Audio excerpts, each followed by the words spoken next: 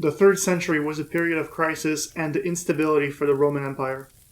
The empire was shaken by a series of problems, like religious and moral crises, extreme weathers that interfered with agriculture and food production, an economic hyperinflation, internal trade disruption, and the Cyprian plague that swept across the empire and is directly responsible for Alexandria's population declining by 62%.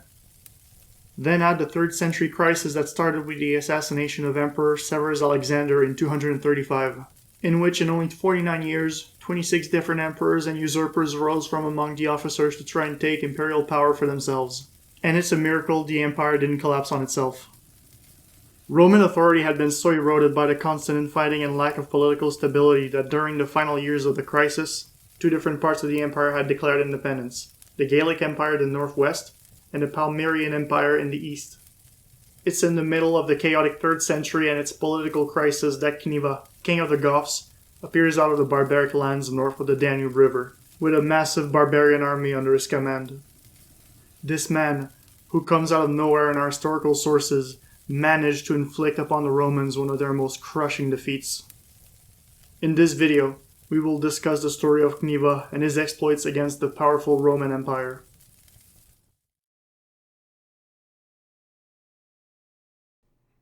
Before we start talking about Cniva's invasion, I'd like to take the time to quickly look into who were the Goths, to give us a better understanding of who our protagonists were. Like every group with a shared cultural identity, the Goths had myths and beliefs to explain where they came from and who their ancestors were. Cassiodorus wrote a collection of 12 books on the history of the Goths for the Ostrogothic king Theodoric during the first half of the 5th century. His colossal work was sadly lost through time, but some fragments of his work survived in Jordanes' Getica. In this short summarized version, Jordanes tells us that the Goths are descendants of the legendary patriarch Goth, who originates from the mythical island of Skansa, that we now interpret as being Scandinavia, maybe even the island of Gotland. These Gothic ancestors were then led across the Baltic Sea to Gotiskansa by the legendary king Berig. These Goths then settled Gotiskansa until the legendary king Philomer came to power 5 generations later. Philomer is said to have led the Goths further south in search of more fertile lands. Their long journey led them to the western parts of what was once known as Scythia, north of the Black Sea.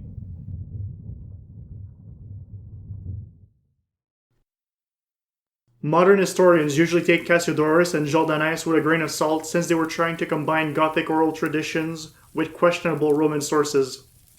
But if they were telling the truth, then it's probably safe to assume that they continued migrating southward in search of fertile lands or wealth to pillage.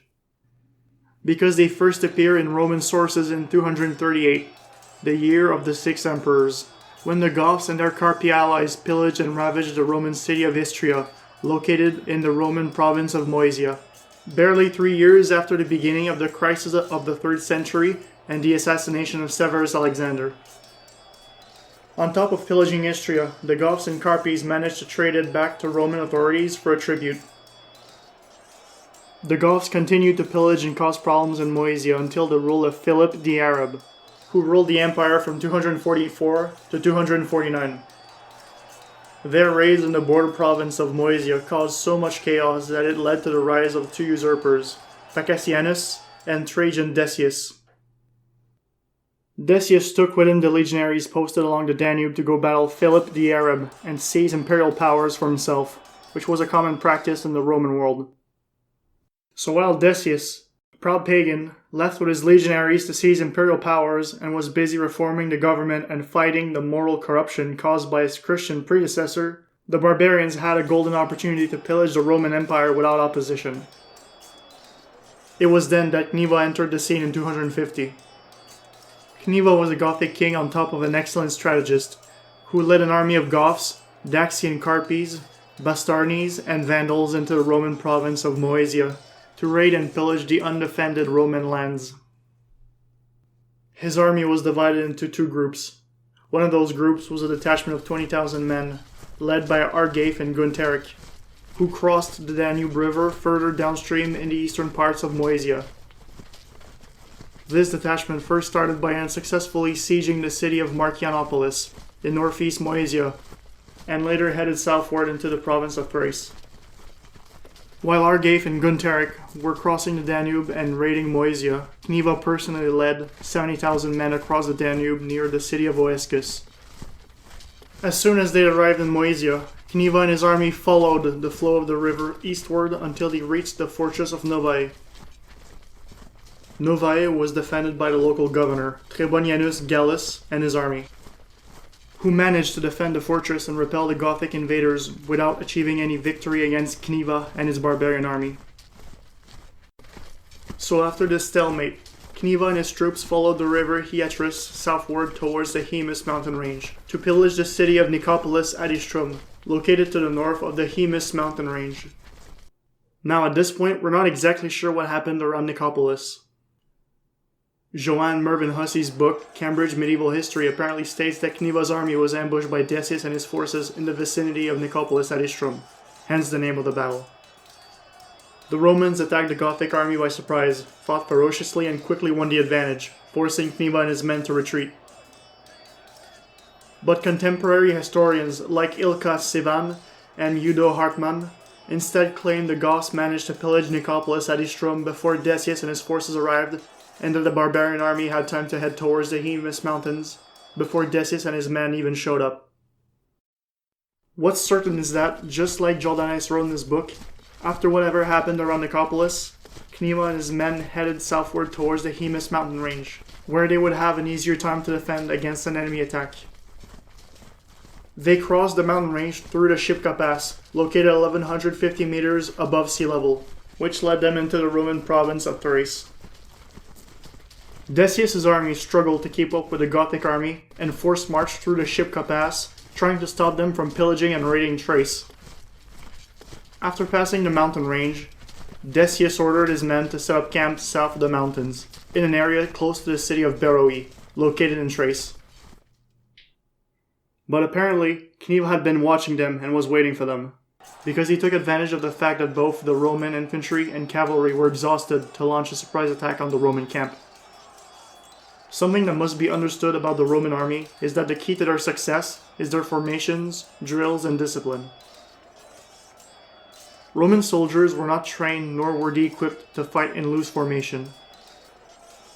And to my knowledge, most of the victories the barbarians had over the Romans were due to the Romans either breaking formation or being forced to fight someplace where they couldn't get in formation. So, thanks to Cniva's pro-gamer move, the Gothic army attacked the Romans while they were exhausted, unorganized, and probably even unequipped. The Romans were obviously massacred by Cniva's men. Decius himself barely escaped the bloodbath by jumping on a horse and fled back to the Shipka Pass, where he'd instructed Trebonianus Gallus and his men to stand guard and cover his rear. Dexippus relates that by that point, Decius' men had managed to kill 30,000 Goths. But many modern historians like Ilkka Syvänne do not believe that statement. They instead say it's pro-pagan propaganda to play up and aggrandize Decius' reign and accomplishment.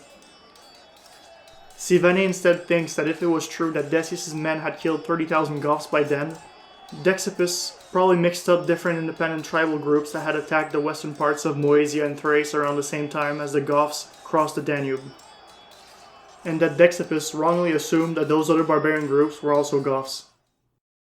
Now back to Decius. After his army got annihilated by the Goths, Decius had to hurry up and find new troops to make up a new army if he wanted to face the Gothic menace. So, he rejoined with Gallus' army, and they apparently headed back to the northern border to recruit soldiers stationed along the Danube River in a desperate attempt to constitute a military force capable of opposing Cniva's army, which in the meantime allowed Cniva and his men to pillage and raid Thrace unopposed. So now that Cniva and his Gothic army were free to do as they pleased in Thrace, they headed south to regroup with the other division, led by Argafe and Gunteric, who were already sieging Philippopolis. News of Decius' defeat quickly spread and made its way to the Thracian governor Priscus. Priscus, who himself was in Philippopolis with his personal army, might have seen Decius' defeat as an opportunity to seize power for himself. Because in the fall of 250, Priscus made a proposition to Cniva and asked for his help to overthrow Decius. Cniva accepted his offer and the Gothic army was allowed inside the city walls. But Cniva, being the smart barbarian that he was, decided not to meddle in the Romans' unending plots and skullduggery, and ordered his men to kill Priscus and his soldiers. Once Priscus and his men were out of the way, the Goths were free to pillage Philippopolis and decided to spend the winter there, using the city as a temporary base to raid and pillage the province. And thus end the year 250, with the Goths comfortably installed in Philippopolis, and Decius desperately looking for new troops to battle the Goths. And this is where I will end this story for now. In the next video, we will start at the spring of 251, and we will conclude the story of Cniva and Decius. This was my first video, so please let me know if you enjoyed the visual aid, and if not, it will make the next videos faster to produce. I hope you guys enjoyed the video. I know I had fun making it. And if you'd like to see some more, then please like and subscribe. I have a couple of ideas for incoming videos, so I think you guys will find it interesting. Now with that said, I'll go work on the next video right away, and I'll see you guys next time.